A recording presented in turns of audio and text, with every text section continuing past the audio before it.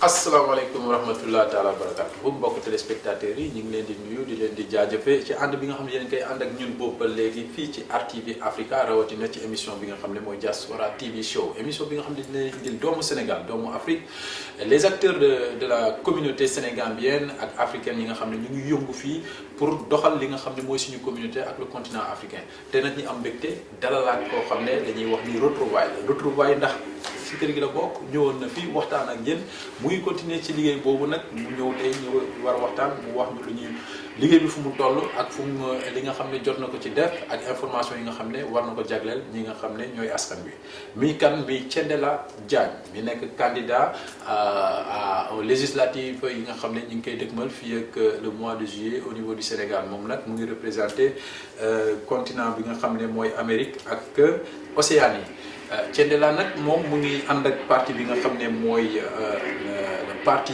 Union Citoyenne bunt bi donc bu ñu jógee ci loolu tey ñu gis ni nag dafa ànd ak suñu benn soxna suñu sister ku baax koo xam ne moom tamit jaratul présenté fii ci communauté bi xam nañ ko fii ku ci buñ ko xamul tamit dégg nañ ko mi Socé Gassama ànd ak moom tey xam naa dinañ ñu wax lu waral tànkam moom ak ki nga xam ne mooy Thiendella kon mbokk yi gannaaw bu ñu nuyoo ak yéen ñu door waxtaan gi xam naa ni namm ngeen suñu candidat bi namoon ngeen ko lool Thié ñu ngi lay ziar Grand Ndiaye. delloo ziar bu baax.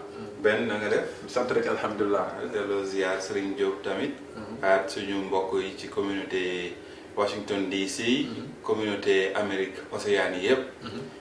di jaajëfal suñu kilifa yi tarixa yi.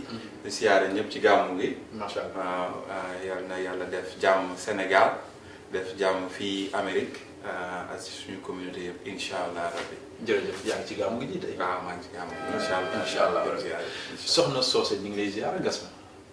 maa ngi lay ziar Ben di la remercier si invitation bi nga xam ne dinañu jox opportunité de nous exprimer. En tant que candidat aux législatives wax suñu programme wax li ñu tax a jóg pour que Sénégalais yi xam ni au niveau de la diaspora am na ñuy jóg. parce que yéen taxaw temm liggéeyal leen. absolument jërëjëf kon grand Thié maa ngi doon wax sànq di ko wax suñu mbokk téléspectateurs yi que retrouvailles la yow tu fais partie de la maison et puis boobu ba léegi jox nañ fi waxtaan gars yi xam nañ la yaa ngi yëngu boobu ba léegi ñu bëggoon xam rek retrouvailles yi lu ko waral parce que tu as jugé nécessaire de revenir encore parler à la communauté faire des mises au point et puis les expliquer le travail que vous avez fait fu mu toll. Voilà, merci pour l'opportunité encore Ben ñu dellu si waat di waxtaan ak suñu mbokk yi léegi liggéey bi tàmbali nañ ko ñu ñëwoon nañ fii def suñu déclaration de candidature boobu instant boobu foofu lañ tolloon léegi dépassé nañ déclaration de candidature liggéey bi ñu njëkk a def mooy liggéey bi nga xam ne mooy mobiliser suñu mbokk sénégalais yi ñu jóg dem uti seen carte CEDEAO pour voter waaw liggéey boobu léegi ñu ngi gërëm ñi nga xam ne jóg nañ ñoom ñëpp dem uti seen carte CEDEAO mu nekk ci taw wala mu nekk ci seddaay dem uti ko téye ko seen kër waaw léegi nag carte bi am nga ko soo ko amee mbaa nga yor sa récépissé ba léegi beneen acte bi mooy nga jóg dem voter et loolu moo tax ñu ñëw dellu si fi waat pour emphasize nit ñi que carte bi mooy def changement incha allah dans notre pays sa carte sa baat boobu nga am mooy sa acte citoyen xam nga suñu parti bi dafa tudd union citoyenne ba pare te bunt bi xajal ñëpp mën si dugg doomu sénégalais bu ne waaw léegi def nañ fi tamit ay entretien yu bëri ak suñu mbokk yeneen rajo yi nekk communautaires yi ci à travers les États-Unis la diaspora donc fi mu nekk nii daal lancé nañ message bi lancé nañ tur bi identifier nañ fu ñu bokk waxtaan nañ ak nit ñi wax leen que ñun vraiment dañu nekk parti boo xam ni dañu incarner des valeurs yoo xam ni pour développer Sénégal des actions citoyennes lu ñuy wax par des actions citoyennes mooy ñi nga xam ni dañuy jóg amul dara lu leen yëkkati lu dul askan wi ñu dépassé ay de parti bi laa bokk ak parti bële laa bokk opposition wala pouvoir présidentiel c'est plus une affaire de parti mais une affaire de patrie quoi. Voilà, de patrie surtout avec les élections législatives qui se présentent mu am opportunité ñu am ay candidats diaspora te dinaa may suñu soxna Socé mu dellu si bu baax ci kàttan yu leer léegi tamit ci diggante boobu choisir nañ fi suñu suppléant comme que loi bi dafa nekk loi parité boo xam ni dafa laaj nga dugal góor taxaw jigéen way taxaw ci wetam tey sooti su tey wa nekk titulaire ma nekk ci gannaawam nekk suppléant mais foofu nga taxaw ci tuuti est-ce que mën nañu expliquer parce que nit ñi dañuy gis ni il y a cette notion de parité là mais nan lañ ko gis est-ce que c'est quelque chose qui a été inclus dans la loi wala ñu ko kii wala c'est waaw kooku c'est inclus dans la loi sénégalaise surtout à l'Assemblée nationale que soo dee da nga nekk candidat député sa suppléante sa jigéen lay nekk su dee da nga nekk candidat sa suppléant góor lay nekk waaw léegi nag controverse bi bëri na ndax loolu dina jëmal suñu dëkk kanam wala gannaaw wala déet. parce que Sénégal bokk na ci dëkk Afrique yi nga xam ne moo gën a respecté loolu. waaw ci monde bi sax. ci monde bi ay trois assemblées nationales presque dans le monde ñoo am. loolu Sénégal nekk ci beneen bi nekk biir Afrique. donc kooku dinañ ci dellu si waat ci yeneen i waxtaan. waaye loi boo xam ni la c'est déjà appliqué. léegi pour nga participer sax dans les élections là. faut que nga appliqué ko. d'accord léegi ci à mi-chemin tamit fi ñu toll parce que liggéey bi ñun commencé nañ ko bu yàgg. liggéey communautaire commencé nañ ko bu yàgg. ci biir dëkk bi. à mi-chemin gis nañ tamit suñu mbokk yi ñu ngi leen di encourager ñu bañ a dem dans l'apathie politique li ñuy wax ni sonn ci affaire politique. ba génn ci seen loxo. politique dafa nekk loo xam ni mooy gestion de la cité ku ci nekk doomu Sénégal ku ci nekk am nga ci sa baat. mos naa toog ni mu ne ma yow yaa ngi nekk chirurgien obstétrique gynéco. nga nekk sa fii ci Amérique ñëpp bëggu nekk am sa terrain lu tax ngay sacrifier sa bopp di dugg ci affaire politique yi man leen c'est un sacrifice pour la nation. Et je suis un citoyen. Et l'être humain a une mission en soi. L'être humain a une mission en soi. C'est pas simplement la finalité n'est pas l'argent ou bien le succès.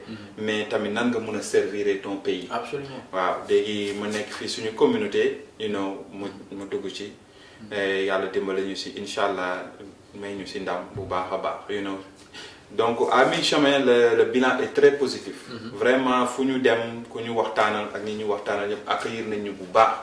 ñu sant ñi ngi ñu accueillir si seen i kër seen i dëkk ñëw fekk si ñu ci meeting yi ñu organiser ak ñoom ñëw waxtaan ak ñun def ay questions ci rajo bi ak yooyu wax ñu seen i ñaxtu. effectivement waaw donc léegi nag bëgguma monopoliser waxtaan wi dama bëgg waxtaan ñu diversifier ko. ñu introduire tout si soose. question yi tamit soo amee question boo am rek nga dellu si comme ça.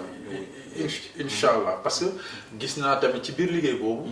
yaa ngi doon sillonner les États-Unis. voilà di dem ay New York ak yooyu et puis si réseaux sociaux yi. yaa ngi doon ba max nit ñi pour ñu dem bindu. on a vu même le jour où la commission était là à DC. voilà jusqu'à 16h yaa ngi doon pour chat gars yi ne leen dem leen bindu. voilà donc mu nekk liggéey bu am solo. et puis par rapport à la question qu'on t'a posée. ça va venir tout le temps. yow une fois pour toutes. mun nga janoo caméra bi wax ak suñu mbokk yi. quelle est la nécessité. du citoyen de contribuer ou d'avoir un regard dans le fonctionnement de sa patrie ou de sa nation. waaw je pense que c'est une excellente question. je pense que citoyen bu nekk comme ni ñu ko waxee rek politique mooy gérer cité. war nga am sa baat am sa kàddu kooku yàlla moo la ko may nga juddoo ci réew boobu moo la ko may.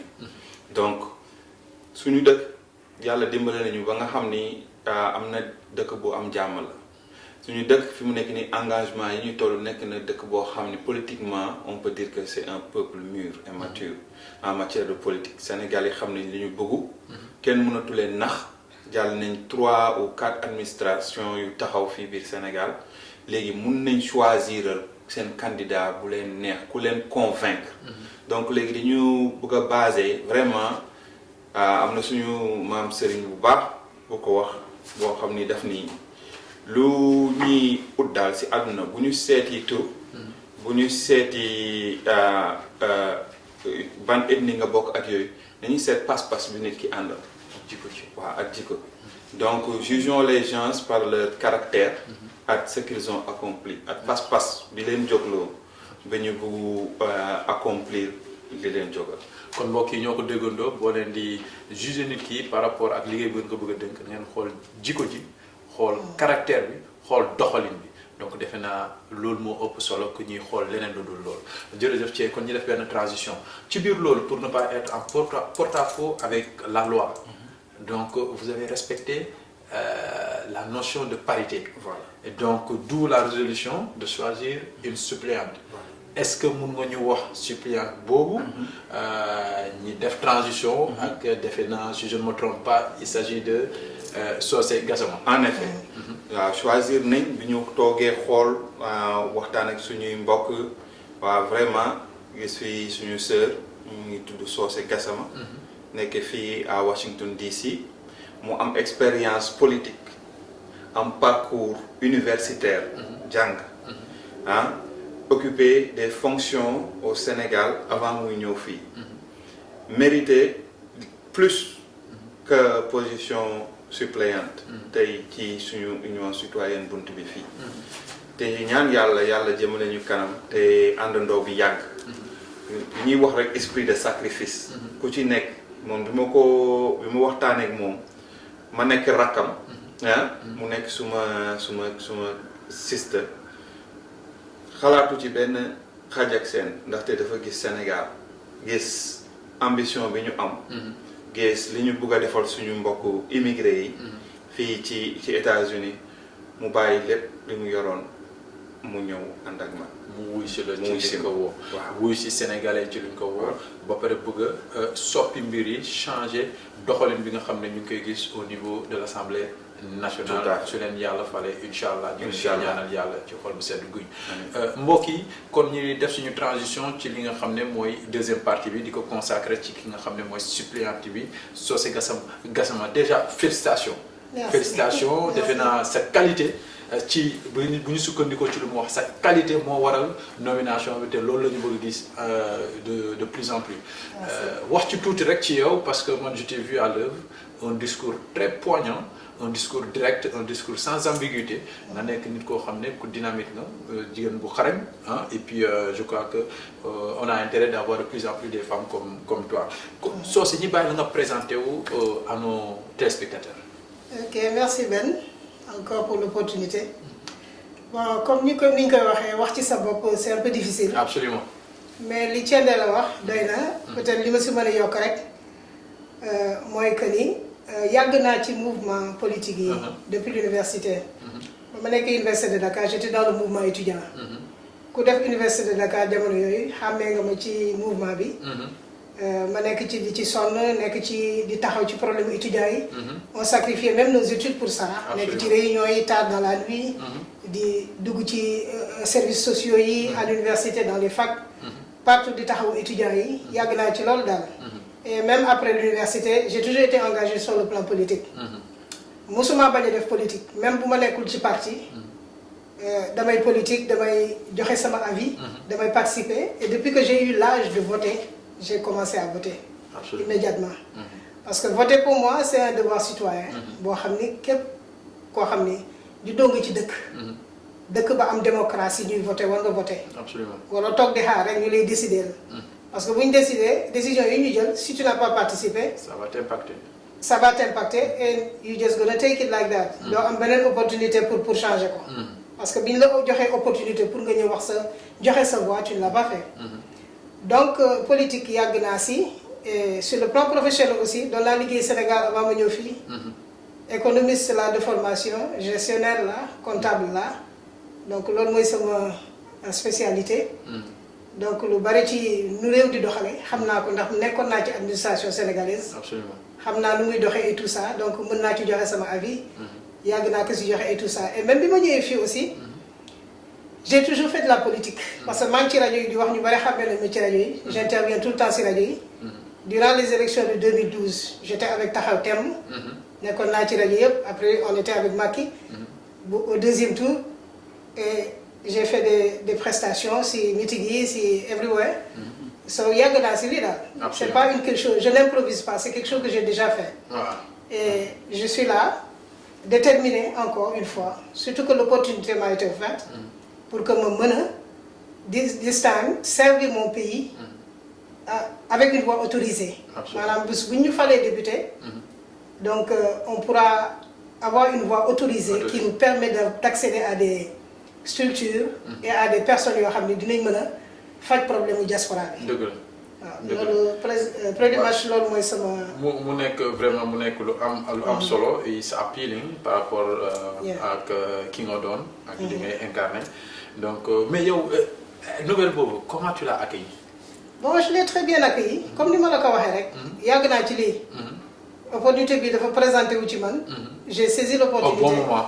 Au bon moment. ma ne ni léegi you know it's on. I have to work for my people. ok. J'ai l'opportunité de faire et de démontrer ce que je peux faire. D'autant plus que xam naa sama bopp. saa bu du fóot boppam mais xam naa ni. am naa Pastef bi. mën naa sacrifier pour nit. ok mën naa jóg di dox problème mu nit yoo xam ni je ne suis même pas concerné donc ma xam ni lii loo xam ni la dama ko war a def te candidat bi ma àndal di ko def. nekk koo xam ni itam jar na ko parce que je pense que c'est le candidat le plus valeureux. il a minute. parce que candidat la boo xam ni dafa he proved himself. c'est-à-dire que il a donné les preuves que ku mën a achieve something la. ku mën a def dara pour la communauté parce que yàgg na si di ko def. di dimbali Sénégal. moom docteur la. chirurgien la dafay dem Sénégal. di faj ay jigéen. gynécologue la di faj jigéen yi ci hôpitaux yi di intervenir. di sacrifier boppam di dem. bu demee du toog du wër di seet ay mbokkam mais day dem ci hôpitaux yi di dimbali jigéen yi. di leen seet di help collègue docteur am yi foofu. c'est vrai. take care of jigéenu Sénégal yi. ba pare daf leen di may garab di may matériel médicaux yi. di def action yu bari allant dans ce sens. Machallah. donc candidat je me suis dit que ni candidat bi ku ko jox opportunité. ak contact yi mu am ak level bi mu egsi ci diaspora bi ci immigration bi. dina mën a def beaucoup plus que ça. Absolument. parce que il pourra surtout santé ni mu doyee waar suñ dëkk. un gars de la santé quelqu'un qui est un professionnel de la santé. jóg ni moom dafay taxaw pour diaspora bi. donc taxaw boobu muy taxaw pour diaspora bi. is gonna impact Sénégal. Sénégal daf ci nar a profiter lu bari d'autant plus que commencé na ko def bu yàgg loolu moo ma gën a motiver si moom. intégrité am yàgg na ci mouvement associatif tout. il n'est pas novice en la matière. yàgg na di manifester wu di taxawu nit yi di def yooyu yëpp. donc c'est juste que dafay continuer ce qu'il a déjà commencé à faire. Absolument. Il faut s'il obtient la députation. Il aura juste une voix beaucoup plus autorisée comme je l'ai dit tantôt. À pouvoir faire beaucoup plus de choses. De manière beaucoup plus officielle. Et ça va encore beaucoup plus bénéficier. Non seulement la diaspora. mais les populations du Sénégal parce que benn lañu. Sénégalais bi nekk fii ak bi nekk dëkk ba benn lañu. li wokk kii mooy xuri kale rek. absolument merci beaucoup. li ma bëggoon rek tuuti ñu wax ci mooy mission. quelle est la mission. la mission du député de la diaspora. La mission du député de la diaspora dafa xaw a mitigé parce que les gens sont divisés. ñu bari comprendre duñ ko. Il y a des gens qui se sont dressés contre.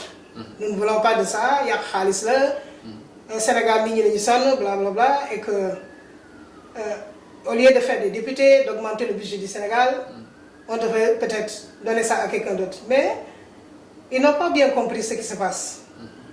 Cette opportunité-là, c'est la seule voie que nous avons.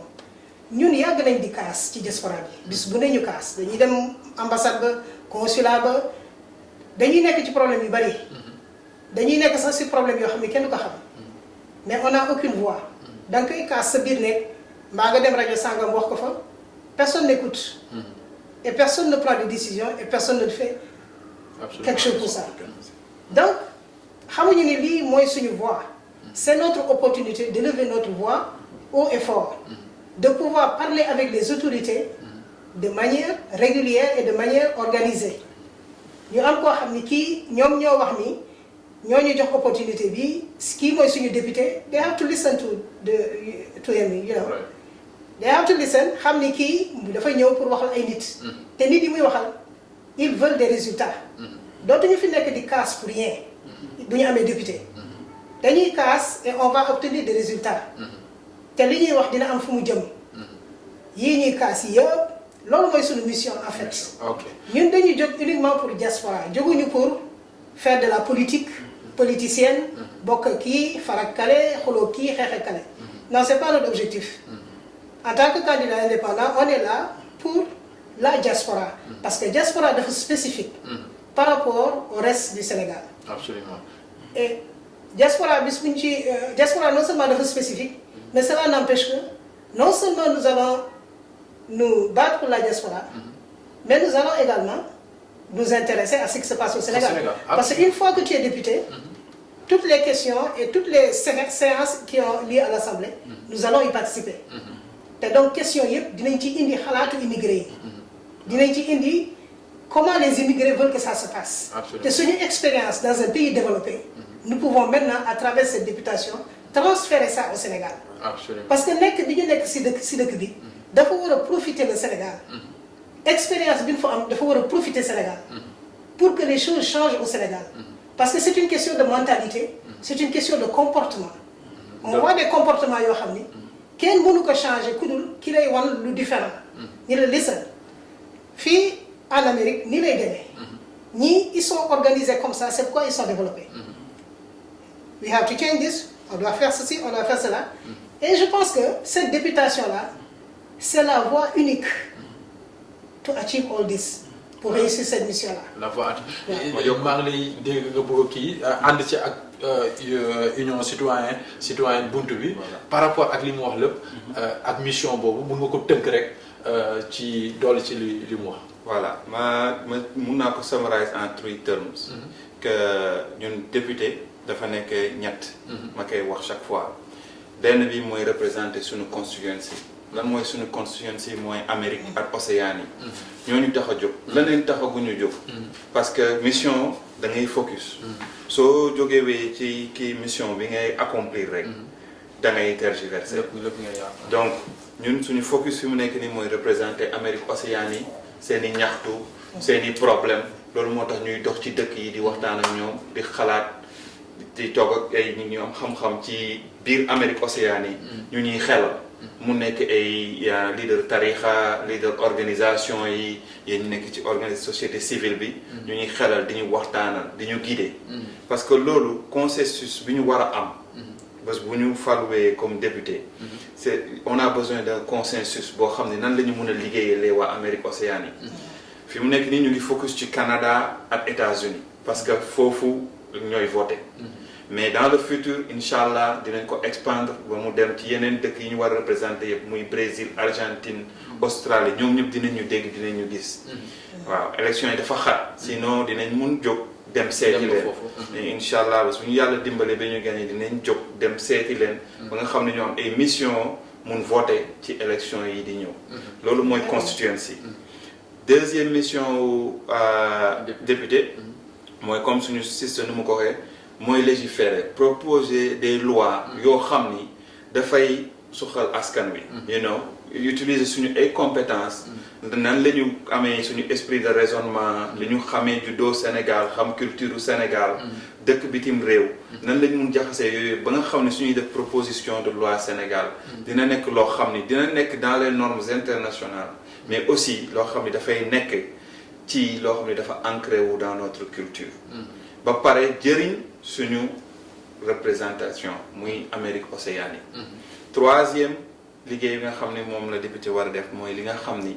mooy contrôler action gouvernementale te loolu def naa Sénégal yëpp fi mu nekk nii loolu jóg nañ ci bu baax a baax te lu manqué la Assemblée nationale ñëpp jooytu nañ ko ni député war na am baatam bés bu ministre yi defee proposition seen voté budget ñu ñëw en face du peuple comme ça ñu def des décisions yoo xam ni dafay prioritaire nekk doo xam ni dafay jëmale askan wi kanam. askan wi kanam méngoog li nga xam ne moom la askan wi bëgg mu nekk lu am solo xam naa ni on va plus temps baa ngi ñuy tànc léegi lu ci des mooy lu dul laaj leen rek en commençant par notre sœur appel bi nga bëgg a def à l'encontre non seulement des dames des femmes mais aussi de toute la communauté sénégalaise ou diaspora sénégalaise.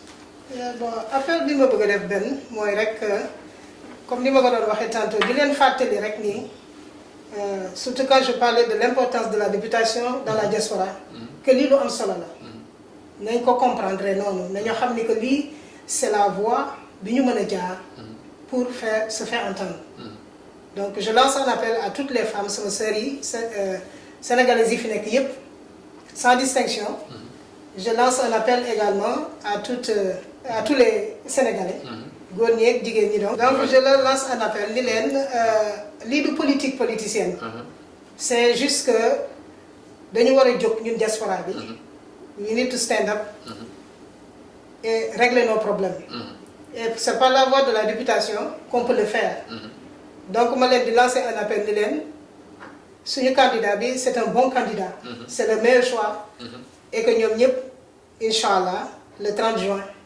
Le 30 juillet du mois. Autant pour moi nañu sànnil carte nañu voteel ndax bis bu ñu toogee dinañ changer les choses. Absolument. Complainte bi dina dañ dinañu jóg taxaw pour la diaspora taxaw pour les problèmes de la diaspora. Et en même temps pour les problèmes du Sénégal. Thank you yaa ngi wax le 30 juin xam naa xel bi yaa ngi dem ci campagne officielle yow pare nga on est prêt on fera ce qu'il faut pour ça. waaw ñun d'ici là dinañ leen suivre bu jaree ñu topp leen ci yenn kii campagne dañ leen topp comme ça indi la mbokk téléspectateur lépp li nga xam ne yéen a ngi koy def ci campagne boobu. kon Thié ñu bàyyi la rek nga lancer un dernier appel avant qu'on se sépare. D'accord donc ma réitère li suñu sister wax di ko gërëm tamit li mu ñëw bokk ak ñun liggéey bi liggéey bi moom liggéey bi métti la parce que ku ci nekk da ngay sacrifier wu ñu remercier ko loolu esprit citoyen bi mu am you know pour développer l'affaire yi di ñaan suñu mbokk yi léegi am ngeen seen carte waaw léegi nous passons à l'action waaw jóg leen ngeen dem voter te boo leen di voter ngeen choisir le candidat nga xam ne moo leen convaincre le plus waaw ngeen basé ko ci caractère u nit ki ak nit ki lu mu prouver ak potentiel nit ki parce que on doit faire un renouvellement de génération au Sénégal ngeen dimbale ñu ngeen sànni seen baat jàppale Union Citoyenne Bunt Bi candidat Thiendella Diagne ak Socé Gassama élection législative 2017 pour candidat America Océanie. jarul nettali mbokk yi ñoo ko déggandoo Thiendella Diagne ànd ak suñu sister Socé Gassama ñoom ñoo ñëwoon ànd ak Union Citoyenne Bunt Bi di dëgmal li nga xam ne mooy élection législative yi nga xam ne ñu ngi koy waajal fii ak le 30 juillet d'ici là ñoom dinañ sillonner les États-Unis pour faire leur campagne kon mbokk yi nañ leen jàppale ay doomu Sénégal lañu ay doomu Afrique lañu c'est des leaders qu'on le veuille ou pas ils sont là pour une cause la cause c'est citoyenne la cause elle est noble c'est patriote donc ils sont là et woo nañ leen ils ont fait leur appel nañ leen ànd ak ñoom jàppale si li nga xam ne moom lañ bëgg bu ko defee tout le monde y gagne c'est le Sénégal qui gagne c'est l'Afrique qui gagne c'est la démocratie qui gagne bu ko defee ñëpp am jàmm et puis ñu mën a doxal suñuy réew kon mbokk yi lii lañ leen indiloon tey si numéro Diaspora TV Show.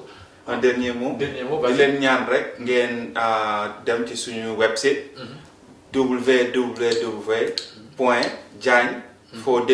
www.diagne-for-député-diaspora.com soo leen fa demee di ngeen gis information yi c'est en construction di ngeen mun dugal tamit seeni information seeni critères comme ça ñu mun contacter leen muy tey ak pour ëllëg ki si biir. Absolument kon mbokk yi fii lañ koy tëjee kon ñu jox leen dig daje beneen yoon ci beneen émission wu Diaspora TV Show ak beneen yeneen invité sur d'autres thèmes et puis mais surtout ça sera toujours encore sur le Sénégal et l'Afrique.